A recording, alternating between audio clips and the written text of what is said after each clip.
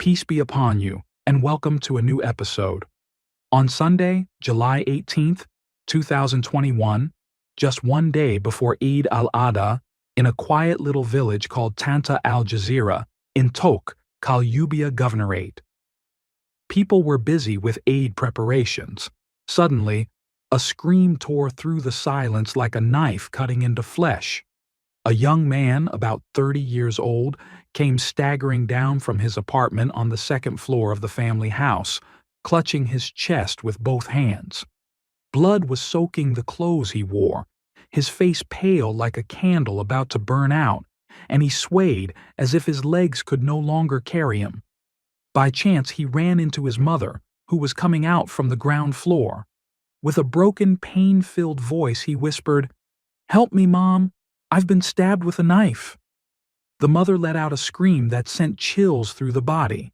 Neighbors rushed to help, trying to stop the bleeding.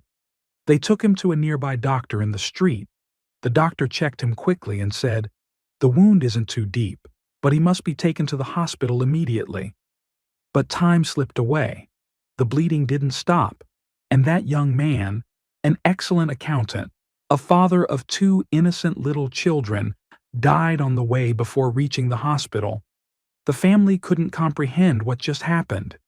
The neighbors whispered, "What happened inside that apartment? Who could have done this?" A question that would set everything on fire and open the doors to dark secrets about a marriage that looked perfect from the outside, like the pictures on social media. But inside, it was full of tension, pressure, and buried resentment. Before we begin our story, don't forget to hit like and share this episode so it can reach as many people as possible. And if you're one of those who enjoy Indian crime stories, subscribe to the other channel to get all the latest updates. You'll find the link in the description box. And without diving into too many details here, let's plunge straight into the depths of our story.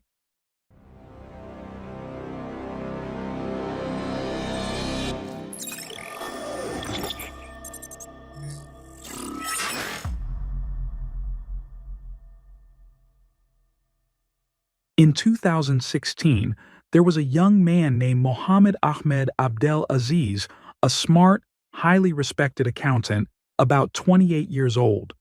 Mohamed was the only son in a big family.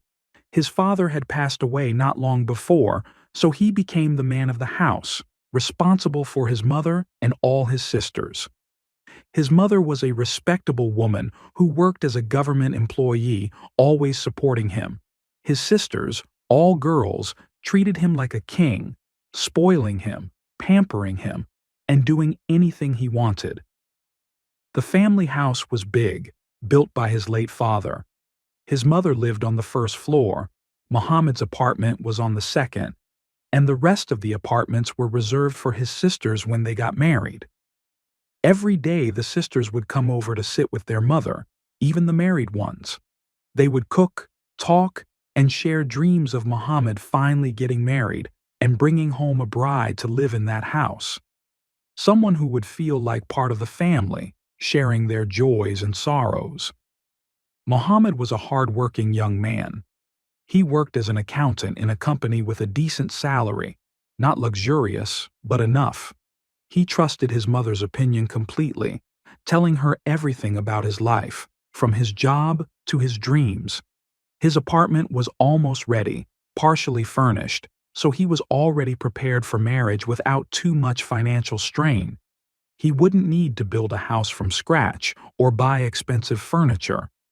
His mother was constantly searching for the right bride for him, looking at neighbors' daughters or colleagues' girls, someone with the right social and moral background. By chance, in 2016, through her work, his mother met a colleague who had a beautiful and respectable daughter named Reham Saeed. Reham was about 26 years old, unmarried, educated, and from a very good family. She came from a well-known family in the area. Her father was an employee, her mother a housewife, and all her siblings were educated. When Mohammed's mother met Reham, she truly wished that she could become her son's wife.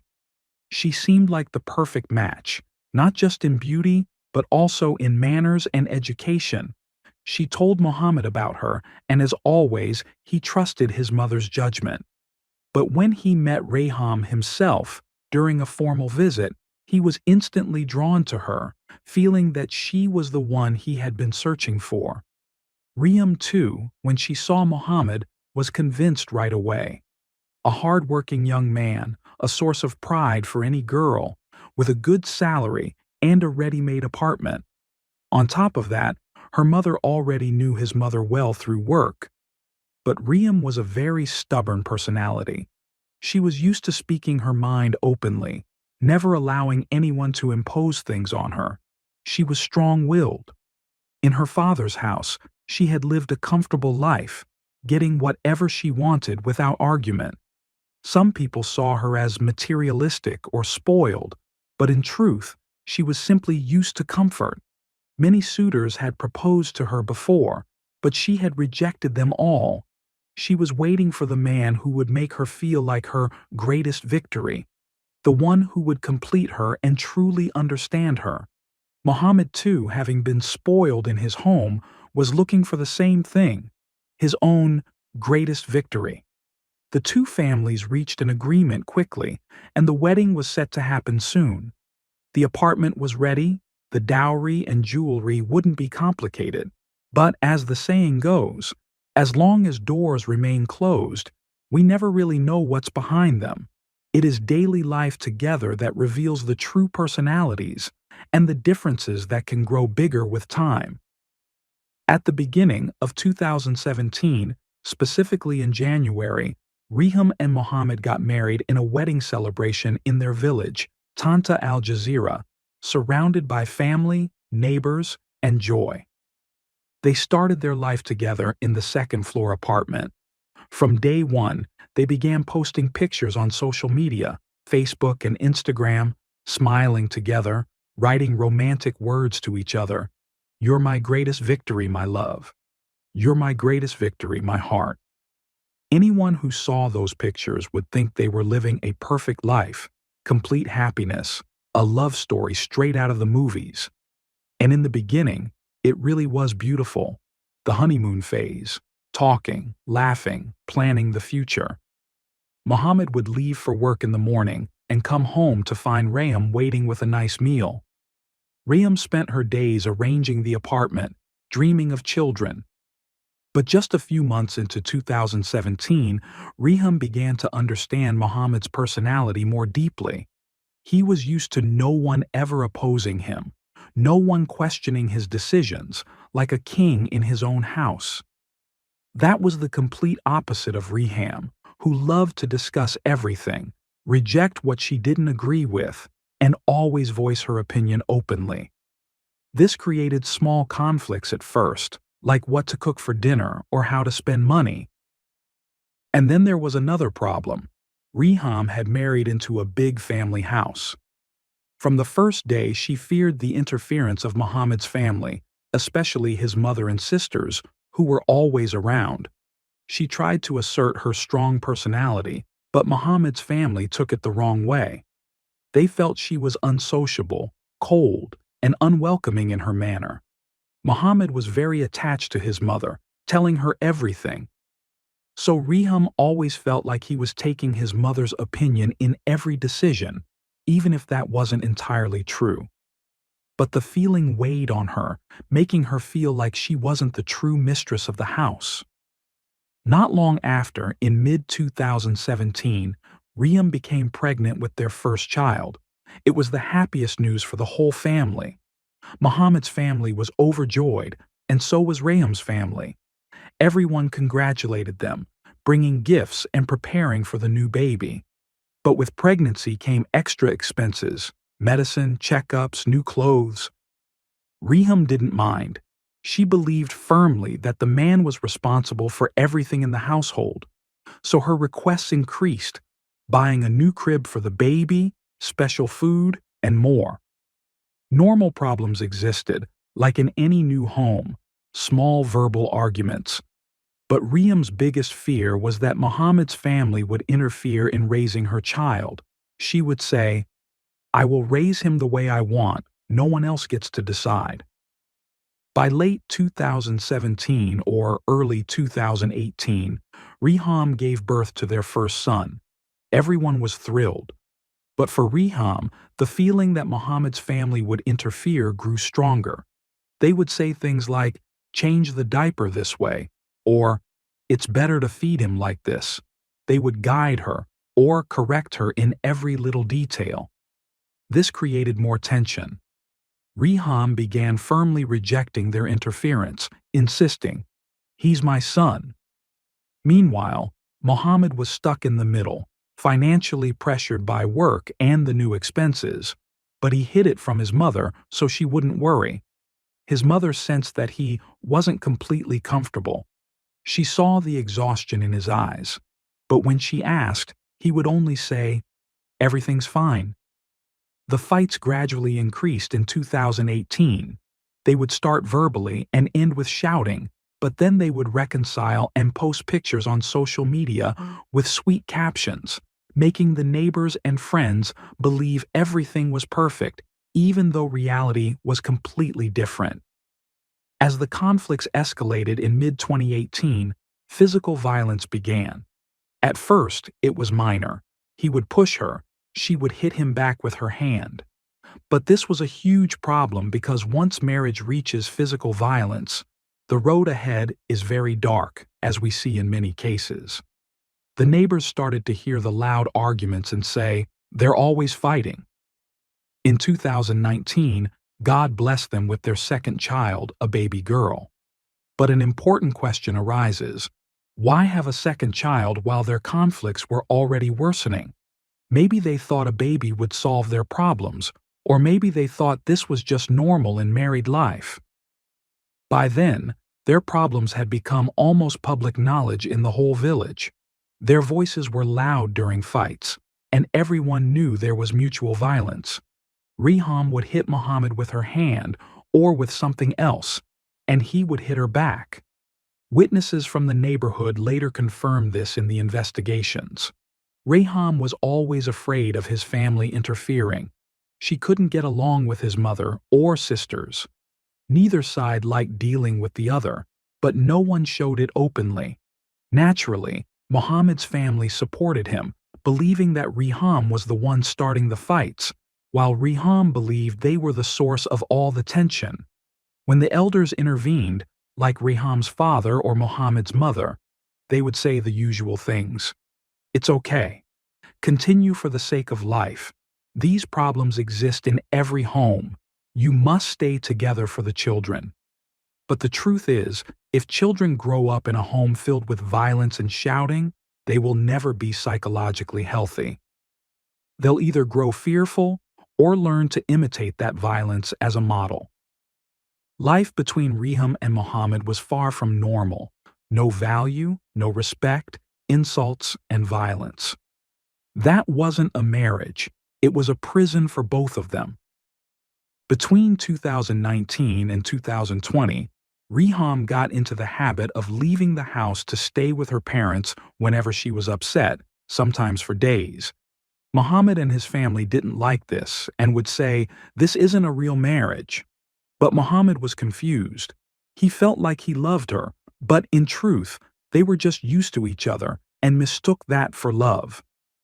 Each time, Mohammed would go to her parents' house, apologize in front of her father and mother, promise that he would change and never upset her again, bring her a small gift, or fulfill one of her requests. Reham would agree and return home.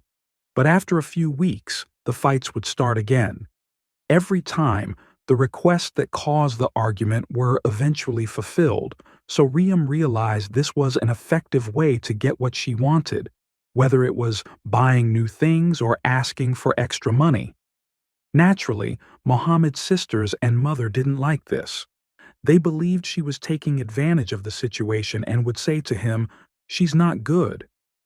But sometimes he defended her, or he just stayed silent. We reached 2021, the year that changed everything. In 2021, Reham's demands increased even more. With rising prices and economic pressures in Egypt, She was still accustomed to comfort. Mohammed tried to provide what he could from his salary. But a new problem began. Reham wanted two air conditioners installed in the apartment, one in the living room and one in the bedroom, because the summer heat in Kalyubia was unbearable. She also wanted to book a beach vacation somewhere so she could relax with the children. Mohammed told her, "I don't have much money, but I'll try." She got angry and, as usual, left the house to stay with her family. To reconcile, Mohammed booked a vacation in Sharm el-Sheikh for a week after Eid and promised he would have the air conditioners installed before Eid al-Adha, which fell on July 20th, 2021. On Friday, July 16th, 2021, Reham was at her parents' house. Mohammed went to see her. They spent the evening together, talking and laughing, then returned home together, since the air conditioners were scheduled to be installed the next day, Saturday, July 17th, just as he had promised. Saturday came and the air conditioner was delivered, but only one, not two, as she had requested. A huge fight broke out between them, yelling, insults. Reham shouted, "You never keep your promises." Mohammed replied, "I did what I could. I booked the vacation and bought this air conditioner." Her father came to calm things down, saying, "Enough, stop it, Eid is coming." The day ended, but the tension remained. On Sunday, July 18th, 2021, the air conditioner technician arrived at the house. Reham's father was present to help him since Mohammed was a bit busy.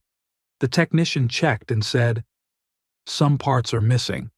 I'll go get them from my town and come back later today." Reham's father agreed, then left the apartment. It was after he left that the big fight started again between Reham and Mohammed, about the second air conditioner that never came, and about Eid expenses like new clothes and gifts. Reham said, "You can't do anything right." Mohammed felt unappreciated for his efforts and shouted back, "I just booked a vacation and bought an air conditioner, and you're still talking about more expenses?" The fight escalated like a street brawl, physical shoving, blows, insults, something far from what you'd expect between a husband and wife. Mohammed slapped her across the face. She hit him back with her hands.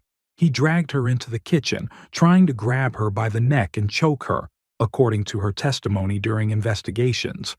She panicked, reached for the kitchen knife she had been using to chop vegetables, and stabbed him once in the chest, a deep wound. Mohammed collapsed to the floor, bleeding heavily.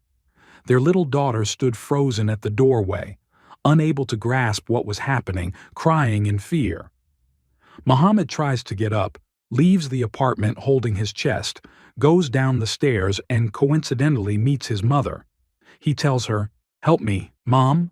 Reham stabbed me with a knife." Reham rushes down quickly, scared, trying to help him. She takes him to the hospital in a neighbor's car, but first they stop by a nearby doctor. The doctor says, "It's a deep wound. He must go to the hospital immediately." But only a few minutes later, Mohammed dies on the way from internal bleeding. The truth is, the crime wasn't a premeditated one like we see in movies. Reham didn't spend days thinking about how to kill him or buying a weapon. No, it was a spontaneous crime, the result of years of accumulated conflicts and mutual violence. The planning, if we can even call it that, only happened in that heated moment when the fight escalated into madness. She saw the kitchen knife, reached for it without thinking, and stabbed, whether in self-defense or out of anger.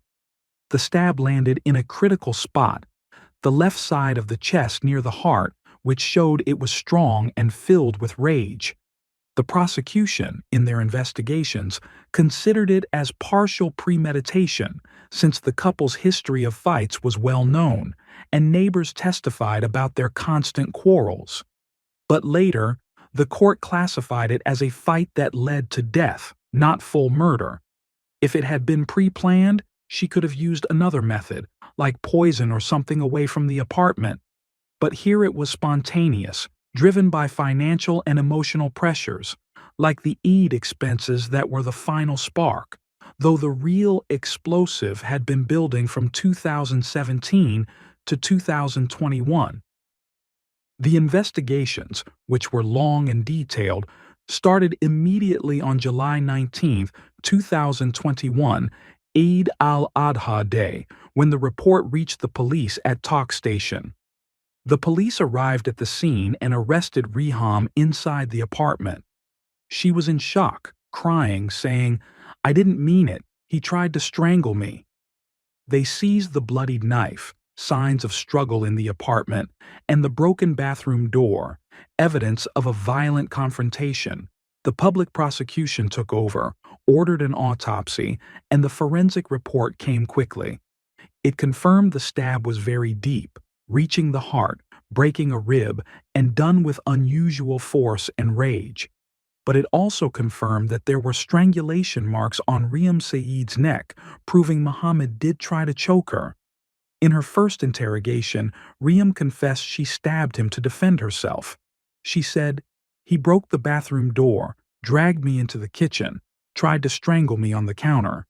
I was terrified. I grabbed the knife and stabbed him without intending to kill." The prosecution confronted her with the knife. She admitted it was the weapon but denied premeditation.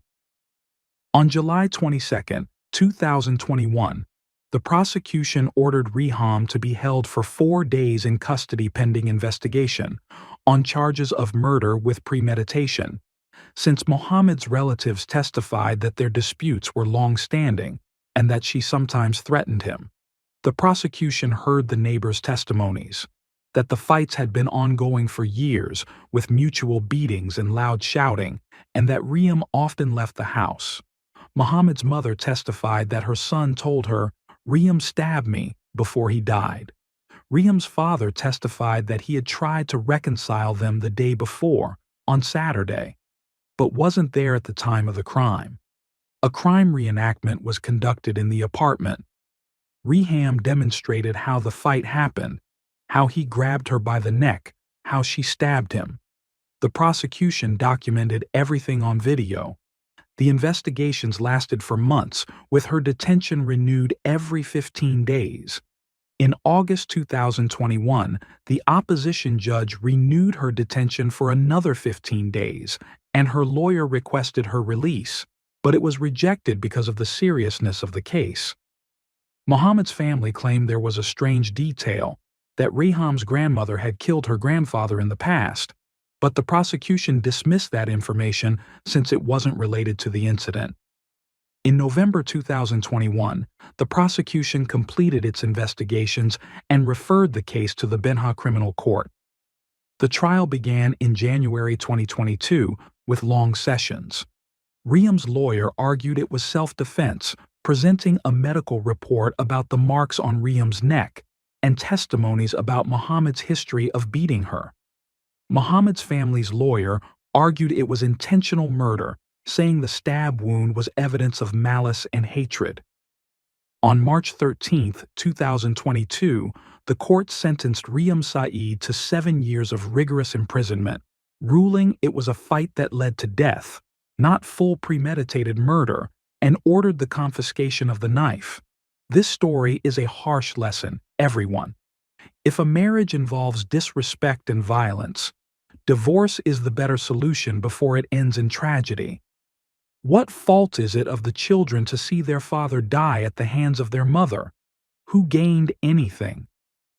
The real cause was years of accumulated conflict from 2016 to 2021, not just the air conditioner or Eid expenses. If anyone is living in a similar situation, seek help, talk to a professional, so it doesn't end like Reham and Mohammed. And with that, today's episode comes to an end. If it's your first time watching the channel, don't forget to subscribe and turn on the notification bell so you don't miss anything new. Stay tuned for the next episode. Goodbye.